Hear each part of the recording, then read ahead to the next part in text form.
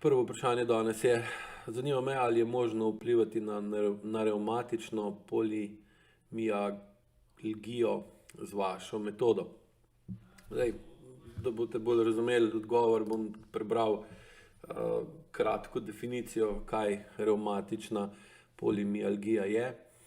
Bolezen se običajno pokaže z bolečino in okorelostjo v vratu, ramenskem in medeničnem obroču ter splošnim slabim počutjem. Revmatična polimialgija se redko pojavi pred 60 letom in je dvakrat pogostejša pri ženskah.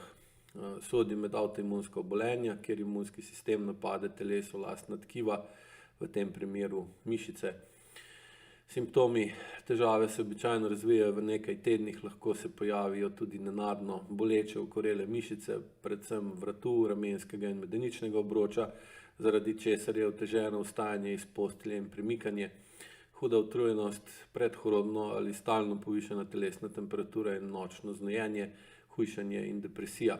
Vir definicije je vizita.si. Tako stanje je v bistvu tipično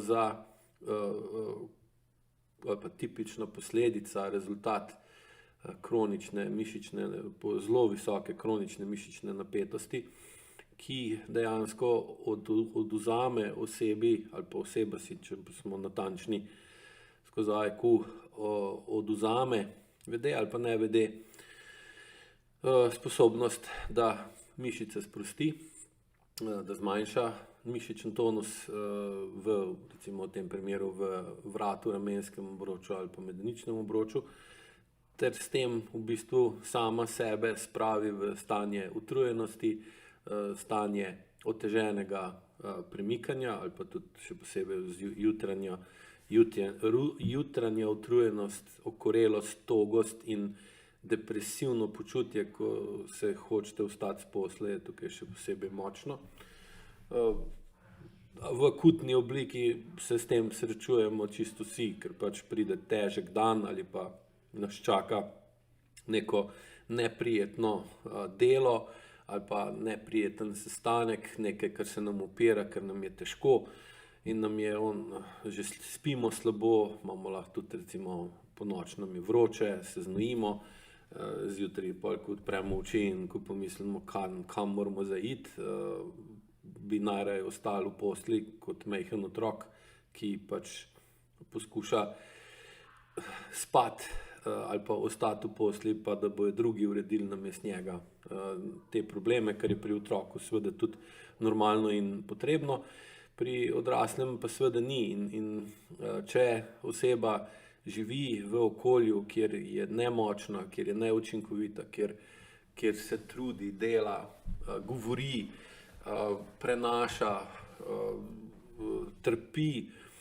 upa, da se bo nekaj izboljšalo, pa se to ne zgodi, seveda je potem ta bes in gnev, ki nastane kot posledica tega, da sovražimo tako stanje, da sovražimo take odnose, da sovražimo biti v taki vlogi in imeti tak pomen, ali pa da smo nepomembni, nemočni pri urejevanju določenih stvari, da seveda nas ta bes in gnev, ki bi ga, če bi delovali iracionalno, brez nekih zavor ali pa pod vplivom določenih, kemičnih substanc, ki zmanjšajo vpliv zavesti na naše vedenje, kot so recimo alkohol ali pa amfetamini in podobno, bi odreagirali na živalski način, tako da bi napadali, razbili, uničili, ubili tisto, kar nas spravlja toliko ob živce, pa tega se ne upamo, ne smemo ali ne moremo narediti zaradi takih ali drugačnih okoliščin. Zakrčimo mišičevje, sploh recimo tukaj v vratu, da zaščitimo glavo, da to, kar imamo v želodcu, v trebuhu, v trebušni votlini, ne pride do naše zavesti, da ne zaznamo, koga ali kaj imamo v želodcu, zaradi česa nam gre že na bruhanje. Spomnim se pri sebi, ko sem dolga leta z absolutno pretiranim kolesarjenjem v bistvu dajal iz sebe ven ogromno količino besa, razočaranosti in gneva nad svojim življenjem in nad tem, kakšen je bil odnos okolice do mene. Da sem imel obdobja, ko sem se oblekel v kolesarsko opremo, dal gor kolesarske čevlje, šel dol v garažo in ko sem zagledal kolo,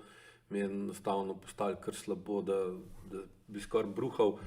In tudi od takrat, tega je že kar nekaj let nazaj,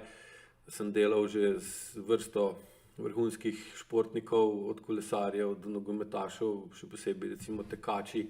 sploh tekači na dolge proge, s katerimi sem delal, so v bistvu mi razlagali, da so imeli tudi take, enostavno, da se ti gabi tisto, kar zlorabljaš. In recimo v mojem primeru sem zlorabljal kolo, zato da sem z njim odpravljal viške energije, ki bi jih moral usmeriti v lastno čustveno zrelost, v izboljšanje odnosov, v urejanje tistega, kar me je motilo, oviralo, ogrožalo in omejevalo. Jaz sem se pa pač odločil za lažjo, kratkoročno lažjo pot, in to je, da sem pač to jezo, gnev in bes dal v pedala in pač se odpeljal nekam na nek hrib ali karkoli. Jaz sem pač domov prišel dovolj utrujen, da mi je bilo vseeno, ali pa da me ni več toliko motilo to, v kakšnem sem živel, do naslednjega dne. In taka zloraba potem seveda ustvari odpor do nečesa, in ko nekoga ali nekaj vidiš, nekaj, kar se ti upira, naj si bo to oče, mati, partner, šef, avto, firma, kolo, tekaški copati, računalnik, karkoli pač je takega, moraš, ker nimaš druge izbire, ali pa ker v tistem, ker ne razume, zakaj se gre, ali pa ker tvoja čustvena zrelost ni primerno razvita, da bi lahko rekel, ok, razumem, kaj točno je narobe in bom se s tem začel sistematično ukvarjati, da bom postopoma to uredil. Enostavno zategneš vrat, zato da to, kar imaš v trebušni votlini, ne čutiš, se ne zavedaš in potem seveda lahko delaš še naprej enako kot prej in se vedeš vedno bolj kronično na neučinkovit način. Zdaj, če ste kronični ali pa če smo kronični v nekem vedenju, ki je za nas dobro, je to super, se pravi, pač krasno, ne spremeni, če ni pokvarjeno. Seveda obratno pa velja, če ste ali pa če smo kronični v nekem vedenju, ki je za nas slabo, in po logiki bi mogel naš čelni reženj, ki zna predvidevati prihodnost, reči, ok, če boš to počel še naprej, tako kot dela zdaj, se ne bo dobro končalo, torej nehaj. In seveda teoretično to vse drži, v praksi je pa potem zelo težko to narediti in pol nam je lažje zakrčiti medenico, da se ne premaknemo, ker zdaj, če imate zakrčen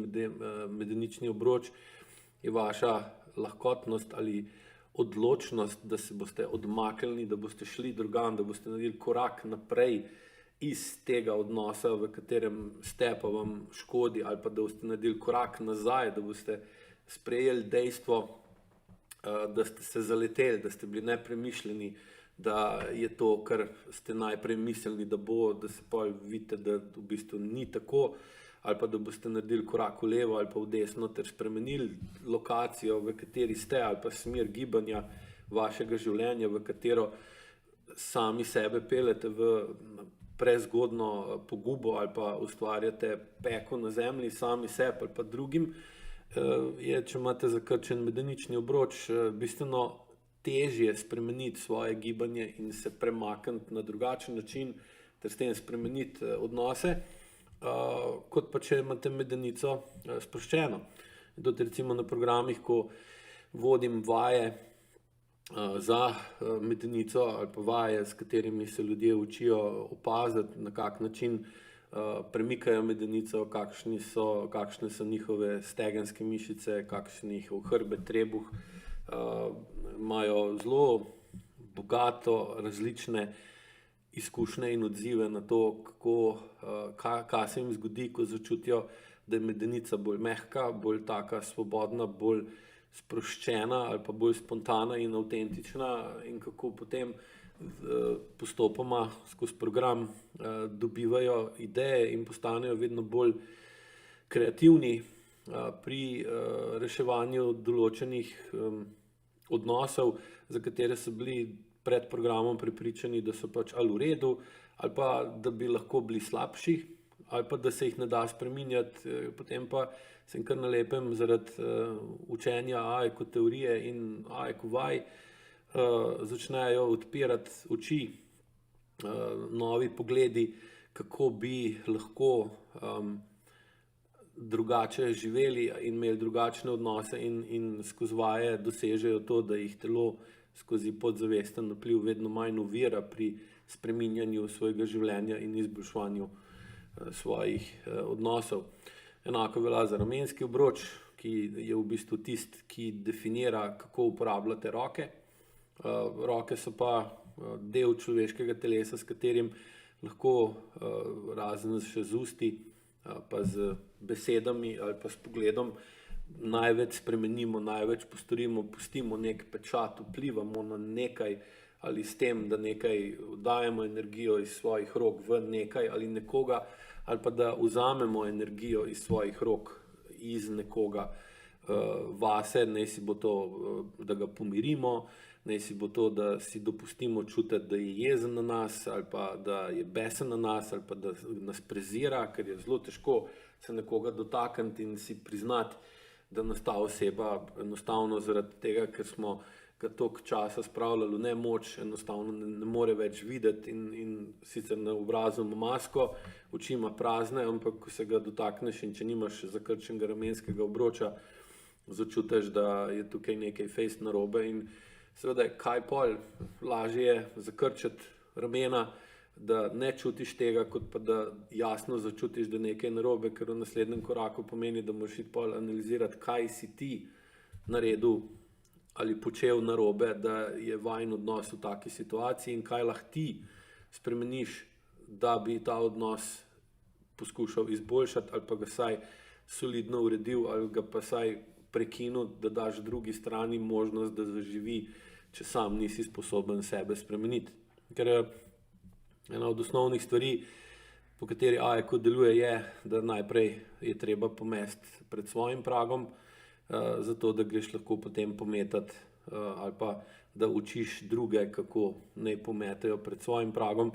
s tem, da jim daš lasten primer, da si ti že pometel, vsaj delno pred svojim pragom in to ti daje tudi pol pravico in avtoriteto ali pa vpliv, da lahko drugim pomagaš in jim svetuješ skozi svoj lasten vzgled. Tako da pri učenju AEK metode lahko vedno bolj znate odpraviti razloge, zakaj imate kronično zakrčen vrat, ramenski in medeničen obroč, ker vedno bolj znate razumeti sebe, razumeti svojo preteklost, skozi vaje občutiti, kaj v bistvu imate, kakšna čustva imate v sebi, kakšne občutke imate v sebi,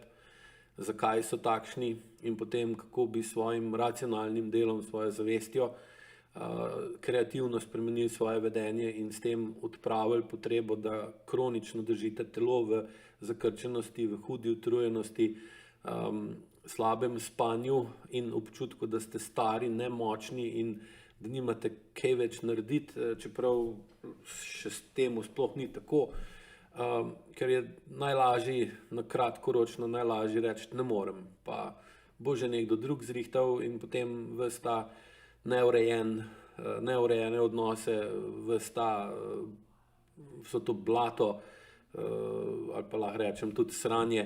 ki smo ga že mi od svojih staršev pa od svojih prednikov dobili neurejenega, pa lepo sam prepošljamo svojim otrokom, ki imajo pa vedno večje breme tega na svojih plečih in potem seveda tudi ne morejo nič konkretnega narediti, ker nimajo se ni tudi koga učiti, kako se to spuca. In AEK je namenjen predvsem tem, da odrasle ljudi, sploh starše,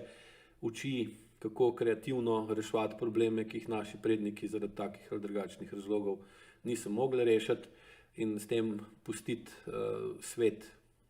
boljši in naučiti otroke tudi, da se podzavest in tradicija da in mora spreminjati, sam spoštujoč pravila in ne delati stvari kar na poprek, tako kot običajno naredimo, ko smo stisnjeni v kot.